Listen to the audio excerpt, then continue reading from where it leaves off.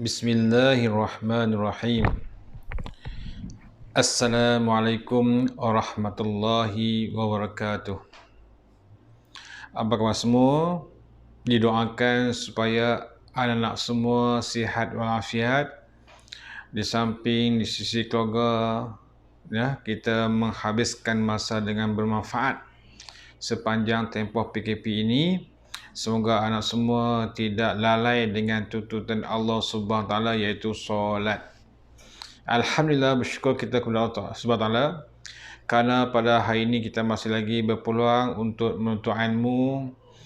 Insya-Allah kita teruskan pengajian kita secara PDPR, iaitu pembelajaran dan pengajaran dari rumah. Insya-Allah kita sambung semula pengajian kita berkenaan dengan pelajaran yang pertama, iaitu mandi wajib. Anak semua boleh buka buku fiqh tahun 4, yang mana tajuk pertama yang dibincangkan adalah mandi wajib. Kenapa mandi wajib? Sebab kita sekarang ni dah 10 tahun kan, umur kita dah 10 tahun, maka kita akan terdedah dengan situasi yang menyebabkan kita kena mandi wajib. Apakah yang menyebabkan kita kena mandi wajib?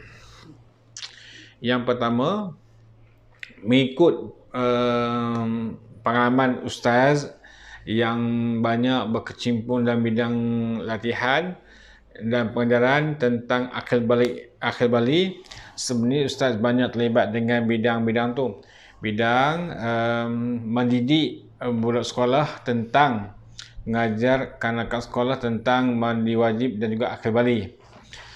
Bila sebut akal balik, tak nak kita akan membincang secara rapat, iaitu tentang mandi basah.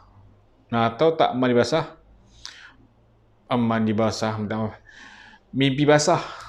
Mimpi basah ni maksudnya kita tidur malam dan datang mimpi yang menyebabkan kita rasa seronok, rasa gairah, sehingga menyebabkan kita keluar air mani. Sebelum ni, pada zaman dulu kan, zaman ustaz dulu, biasanya yang mimpi basah ni adalah ketika di sekolah menengah, ketika berumur antara 12, 13, 14, 15, 16. Sebab waktu itu aspek persekitarannya masih lagi tak macam sekarang. Dulu ni pendedahan kepada media masa tu amat kurang lah. Kita waktu tu cuma ada televisyen, radio, surat khabar dan majalah. Tetapi pada hari ini kita ada banyak saluran media, iaitu kita ada WhatsApp, kita ada Facebook, kita ada website dan banyak lagi bahan-bahan yang menyebabkan kita rasa dekat dengan benda-benda yang tak elok ni. Faham tak? Iaitu benda-benda yang mengairahkan.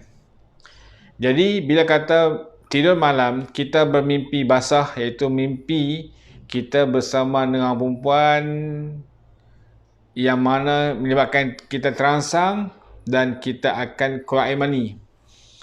Kita bukan sengaja keluar air mani tu, dia keluar ketika mimpi, ketika tidur. Okey, baik. Ustaz Zul pernah bertanyakan tentang tabiat-tabiat kanak-kanak sekolah di Putrajaya. Mereka menyatakan bahawa ada yang umur 8 tahun dah mimpi basah, 9 tahun, dan kamu sekarang ni 10 tahun kan. Mungkin ada sebahagian kamu yang telah pun mimpi basah. Sebab mimpi basah ini datang keadaan psikologi atau pemikiran kita tu ke arah itu. Cepat terangsang, cepat kita gairah setelah melihat gambar-gambar ataupun video-video yang menarik. Seperti contohnya kamu pergi ke pekan, melihat gadis-gadis yang seksi dan kamu tertarik dan kamu gairah melihat benda tu. maka sikit sebanyak ia akan memberi kesan kepada fikiran kamu, dan bila kamu tidur malam, kamu akan bermimpi. Bila kamu mimpi sehingga menyebabkan kamu keluar air mani, maka ketika itu wajib bagi kamu untuk mandi wajib. Mandi angkat hadas besar. Itu bagi lelaki lah. Hal ini tak berlaku pada perempuan. Orang perempuan diwajibkan mandi wajib kerana waktu inilah ketika berumur 9 tahun, 10 tahun, waktu inilah dia mula keluar haid, darah haid. Datang bulan.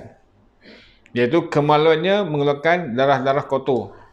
Bila kata datang darah kotor, maka ketika itu dah cukur umurnya, wajib baginya untuk solat, berpuasa, buat haji sekiranya berkemampuan, melakukan kebaikan dia akan dapat pahala.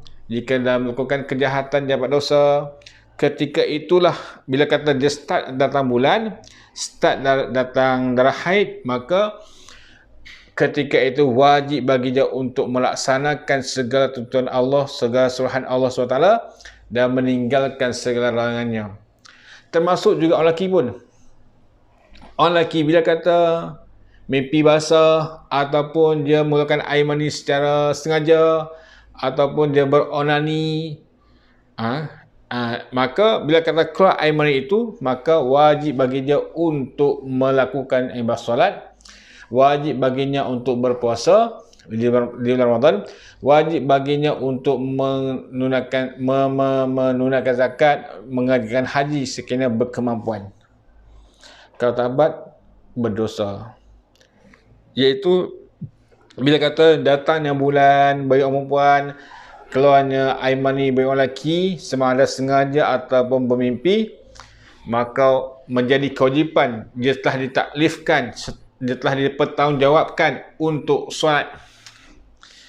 Kalau sebelum ni ketika kita berumur 8 tahun, 7 tahun, kita tak solat, kita belum lagi balik, belum lagi diwajibkan.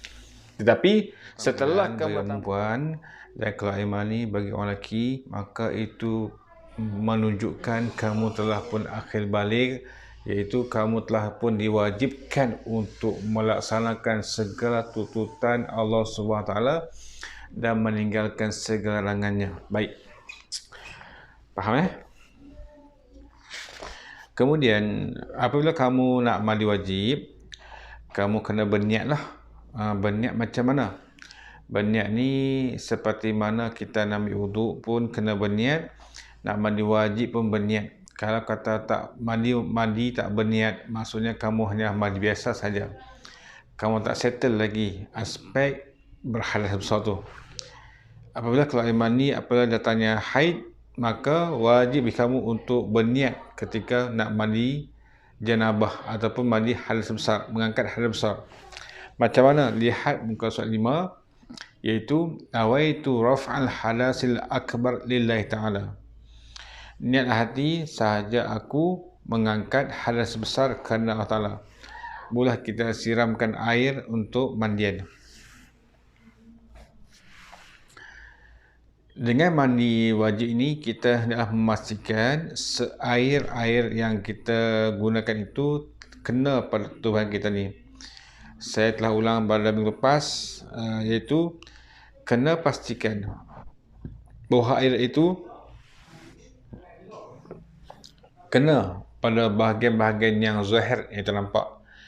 Kalau telinga dalam ni, kita pastikan air masuk dalam ni, dan setelah ni kemudian hidung bersama, kemudian mata bersama juga, buah ketiak, buah kelangkang dan sebagainya, supaya kita nak meratakan air kepada seluruh tubuh kita ni. Itulah mandi wajib.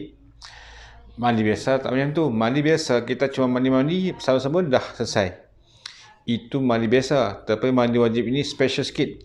Dia kena pastikan semua air ni kena pada tubuh kita ni. Kalau kata terkena tangan kita ada liquid ataupun getah, pastikan hilang dulu liquid tu. Liquid kan dia melekat pada kulit kan. Liquid yang putih tu yang kita guna untuk padam tu, pastikan tubuh badan kita ni bebas daripada sebarang benda yang boleh menghalang daripada terkena air. Contohnya cat, getah, ataupun apa sajalah yang melekat pada badan kita ni sehingga menghalang air untuk kena pada badan kita. Sekiranya lepas kita mandi itu ada benda-benda yang menghalang air seperti cat dan sebagainya, maka mandi kita tak sah. Kita belum lagi settle bab mandi wajib. Baik, apabila kamu berhadas, kamu dilarang untuk solat. Sesiapa yang berhadas dilarang untuk solat, haram baginya untuk solat. Haram kenapa? Adakah haram selama-lamanya? Haram ketika itu untuk solat. Sebab berdosa mereka yang solat dalam keadaan dia berhadas besar. Jadi macam mana nak tunaikan solat? Kena pastikan kamu mandi wajib. Mandi wajib. Mandi wajib ini adalah untuk menghilangkan hadas besar tu. Sebab bila kita berhadas besar, yang pertama kita dihalang untuk solat. Tak boleh solat. Siapa yang tak solat tak berdosa. Siapa tak solat berdosa. Solat juga berdosa. Jadi bagaimana nak solat keadaan kita tak dapat pahala? Iaitu mesti kita mandi wajib. Supaya kita nak bersihkan badan kita daripada hadas besar. Lagi perkara yang menghalangkan kita beribadah. Yang kedua ialah kita mengerjakan tawaf bagi mereka yang berumrah di Mekah. Dia pergi Mekah berhadas besar, dilarang untuk dia melakukan tawaf kecuali setelah dia mandi wajib, barulah dibenarkan untuk tawaf. Yang ketiga, menyentuh atau membaca Al-Quran. Baca Al-Quran ni hanya ayat-ayat yang biasa kita jadikan zikir saja boleh baca.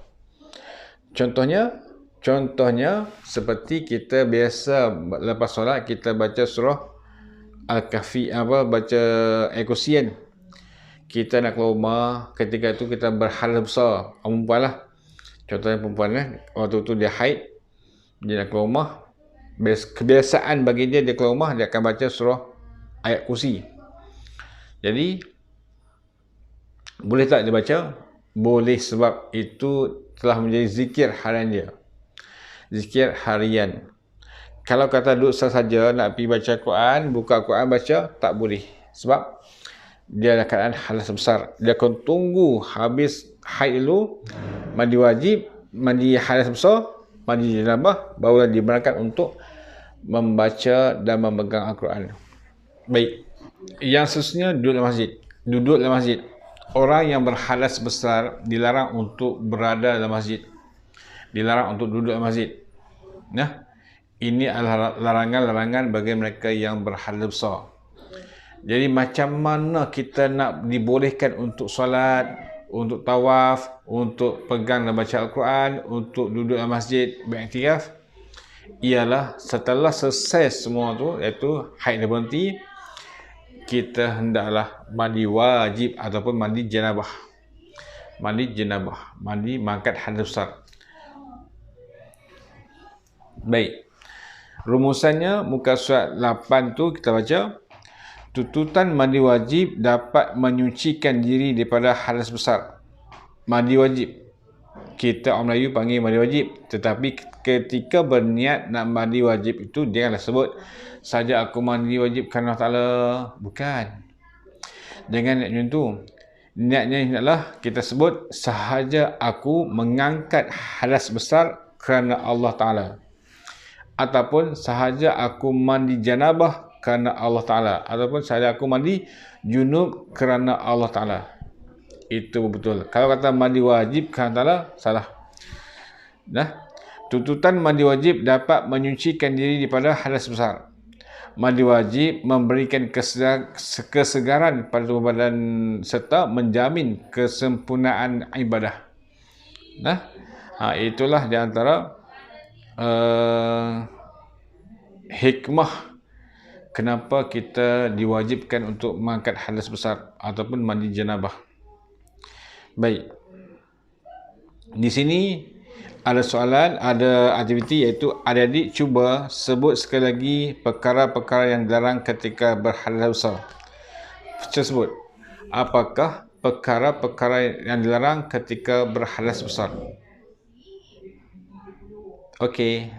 Apa dia? Ada 4. Saya ulang, ada 4 benda yang diharamkan, yang dilarang untuk kita buat ketika hadas besar, iaitu yang pertamanya mendirikan solat. Nak melaksanakan solat tak boleh. Mendirikan solat, kalau nak solat kena mandi wajib dulu. Yang kedua,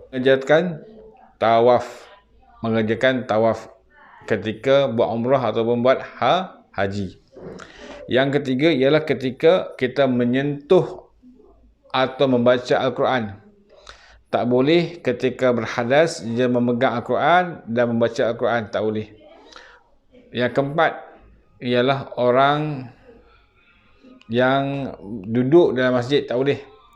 Kalau kata ketika dia datang bulan ataupun ketika dia berjunub, ketika dia berhadas besar, tiba-tiba nak pergi masjid, nak iktikaf, tak boleh, dilarang.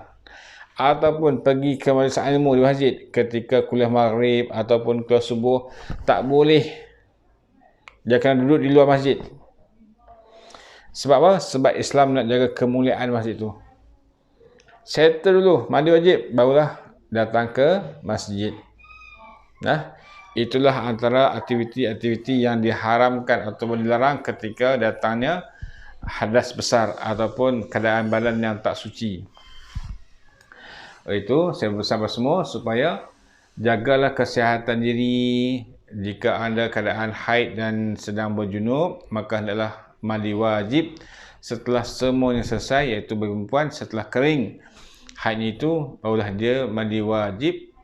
Mandi wajib ni adalah bersertakan niat nawaitu raf'al hadasil akbar lillahi ta'ala, saja aku mengangkat hadas besar kerana Allah Ta'ala. Dia kena berniat macam tu ya. Baik. Untuk kali ini, aktiviti kali ini saya tidak ada aktiviti, cuma saya nak kamu faham apakah yang dimaksudkan dengan mandi wajib. Hari ini faham apakah yang menyebabkan kamu kena mandi wajib. Yang keduanya, bagaimanakah kaifiat mandi wajib. Kaifiat ni ialah cara-cara kita nak mandi wajib. Yang ketiga, apakah amalan-amalan sunat yang kita boleh lakukan ketika mandi wajib. Yang keempat, ketahuilah tentang perkara-perkara yang dilarang ketika kita berhadas besar, supaya kita semua tak melakukan kesalahan tersebut, yang mana jika kita buat, kita akan dapat dosa, bukan dapat pahala. Baca Al-Quran dapat dosa, sebab patutnya dapat pahala tapi dapat dosa. Sebab kita baca dalam keadaan kita kotor, tak sucikan diri, kita akan berhadas besar. Kita solat patutnya dapat pahala, tapi Allah bagi dosa. Sebab apa? Kita solat yang keadaan tak bersih, badan kita kotor, kita keadaan berhadas besar, maka kita wajib untuk mandi wajib, berwuduk dan kita solat. Itulah cara dia supaya amal ibadah kita ni diterima oleh Allah SWT dan dikira sebagai ibadah yang ikhlas kepada Allah Ta'ala. Sekian dulu untuk kali ini. Kita jumpa lagi di video akan datang. Sekian. Assalamualaikum warahmatullahi wabarakatuh.